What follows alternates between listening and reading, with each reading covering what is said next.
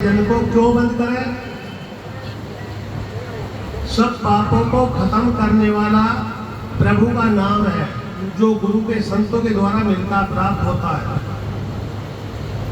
सबको पवित्र करने वाला है, तो उसको पवित्र करने वाला कोई नहीं है।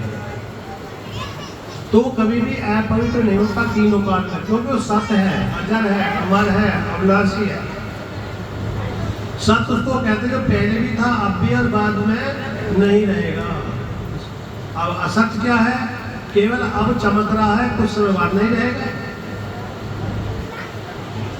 तो जो आत्मा जो पहले भी थी, अब भी और अब बाद में भी रहेगी, ये जो हमारा शरीर मिला हुआ कर्म करने के लिए दुनिया का मेला है, और मेले में घूमने के लिए आए, पर मेले को हम सत्य समझ बैठे और यहाँ पर मन लगा बैठे, इसलिए हम परेशान हैं। मेरी सबसे बड़ी प्रार्थना एक ही है कि थोड़ा सुनना सीख लो, सुनाना बंद करो। परिवार हमारे क्यों बिगड़ रहे हैं, परिवार हमारे क्यों छूट रहे हैं? क्योंकि सब सुनाना चाहते हैं, सुनना कोई नहीं चाहता। माता कहती मेरी कोई नहीं सुनता, पत्नी कहती मेरी कोई नहीं सुनता। परिवार में जब हमसे पास में आते तो कहते मेरे कोई मानता ही नहीं। अब जब कोई सब सुनाने वाले हैं तो सुनेगा कौन?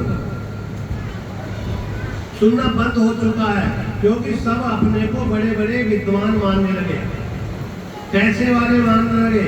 हम नौकरी करने क्या निकल गए, हमने अपनी जो संस्कृति थी वो भी खत्म कर दी।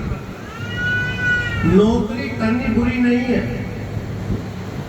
पर हमें अपने परिवार को भी देखना है, सुधारना है, सीमा में रखना है, तभी तो कल्याण का रास्ता खुलेगा। पैसे से केवल तुम सामान खरीद सकते हो, संस्कार नहीं खरीद सकते, परमात्मा का भजन नहीं खरीद सकते। इसलिए बार बार यही है, घर परिवार में अगर कोई कह रहा है तो उसको सुन लो थोड़ी देर। भाई समय यही स्थिति बनी हुई है, अगर कोई एक बात कहेगा तो 4 बात कहेंगे, वो 8 कहेगा तो कभी साहब जी कह रहे हम बोलेंगे 1, अब वो देगा तो और भी लड़ाई हो जाती है। आज के समय ग्रस्त अगर चलाना है तो सासू को भी ये चाहिए कि अगर कोई नुकसान हो जाए तो उसके पीछे ना पड़े, और उसको भी ये चाहिए कि अगर सासू कुछ कहे तो उसके पीछे ना पड़े। जब तो घर परिवार अच्छा चलेगा।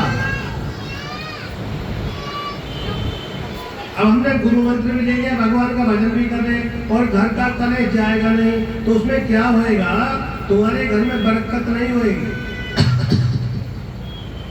जब बरकत नहीं होगी तो रोग से ग्रसित हो जाएगा परिवार। फिर क्या कहेंगे? फिर एक ही बात कहेंगे कि महाराज जी हमारे तो किसी पड़ोसन ने करवा दिया हमारे ऊपर, पड़ोसन बदनाम। तो इसलिए अगर हम निरोग रहे, स्वस्थ रहे, हमारे घर में नुकसान कम हो, तो उसकी जो सबसे पहले हमें अपने परिवार में शांति लानी पड़ेगी, एक दूसरे की बात माननी पड़ेगी, तभी कलेश खत्म हो सकता है। और जब कलेश खत्म हो जाएगा तो घर में जो संकल्प होएगा पूरा हो जाएगा। एक बार की बात है, कोई किसान पहले बिटोड़े भूंगे बांधते थे, अब तो बहुत से भूंगे बिटोड़े का नाम ही खत्म हो गया। सोचेंगे पता नहीं किस चीज का नाम ले रहे हैं।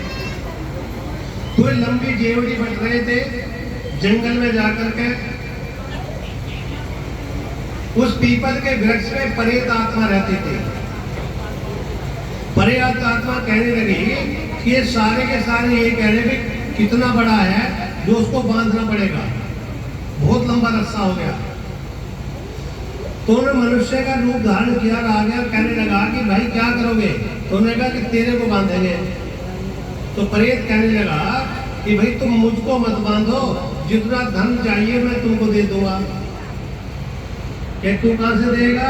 वो जो पीपल का पेड़ है, मैं कभी राजा था, मेरी धन में वृत्ति थी, तो इसलिए मेरे को भूत बनना पड़ा, मैं धन के ऊपर रहता हूँ, किसी को नहीं जान लेने देता। इस पेड़ के तले से निकाल लेना, पर मेरे को नहीं मानना। अब उन्होंने क्या किया, कहा कि सर तेरे को नहीं बांधेंगे, पता कहाँ पर है। उन्होंने बताया, उसमें धन निकला। धन लेकर के वो व्यक्ति सारे अपने घर पहुंच गए। और घर पे जा करके जब धन आ जाता है तो पता ही है, किसी जमीन अगर हाईवे में चली गई तो क्या क्या होता, गाँव में अलग ही चमकेगा, वो लड़ाई करने में भी अलग चमकेगा, मकान बनाने में अलग चमकेगा, गाड़ी में अलग चमकेगी। तो ऐसी उसके यहाँ पर चहल पहल होगी। तो उसका भाई कहने लगा कि बता तेरे को माल कहाँ से मिला, चोरी करी है क्या? बोले नहीं, इस प्रकार का। वो अपने परिवार में गया, कहने लगा चलो जंगल में वो रस्सा बनाएंगे और भूत को बांध के लाएंगे, वो उनको पैसे देगा। अब जिससे कहवे अगर बाहर से उठाओ तो भीतर सोजा में जाएगा, भीतर से उठाओ तो बाहर सोजा में आएगा। कोई सुनने को तो नहीं। पत्नी से कहा कि तू रोटी बना के ले आना, कहने लगे मुझे जरूरत नहीं, जो खाता यही खा लो, मुझे मेरे को आवश्यकता नहीं जाने की। लड़ाई शुरू हो गई।